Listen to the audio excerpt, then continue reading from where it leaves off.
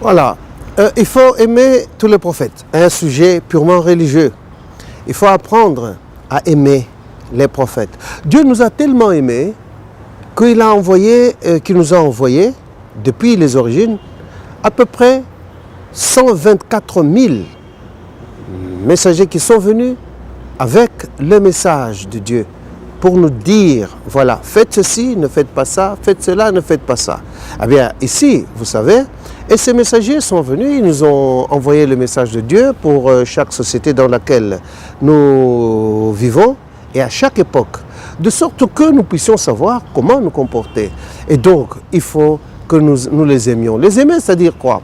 C'est suivre ce que Dieu a dit. Il est vrai qu'en dernière analyse, en dernier temps, eh bien, il y a un prophète de Dieu qui est venu, le tout dernier, c'est Muhammad, que la paix et la bénédiction de Dieu soit sur lui. Il est venu avec le message qui a synthétisé le tout.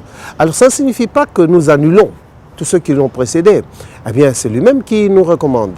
Parmi les signes de la foi, c'est accepter tous les autres prophètes. Eh bien, nous, les messagers, les prophètes, nous disons par exemple, quand nous parlons de Noé, nous parlons d'Abraham, Ibrahim, quand nous parlons de Moïse, quand nous parlons de David, quand nous parlons de Isa, Mariam, Jésus, et quand nous parlons de lui-même, le prophète Mohammed sallallahu alayhi wa sallam, il faut apprendre à les aimer. Aimons nos prophètes. Ils sont venus avec le message pour nous montrer, il faut faire ceci, il ne faut pas faire cela. Il faut avoir de l'amour pour eux et suivre ce qu'ils disent et surtout suivre la synthèse de tout ce qui a été dit, de tout ce que Dieu a transmis depuis les origines jusqu'à ce jour. Et cette synthèse se trouve dans le saint livre que nous appelons le Coran, qui est un rappel de tout ce que Dieu a dit. Il n'y a qu'un seul Dieu.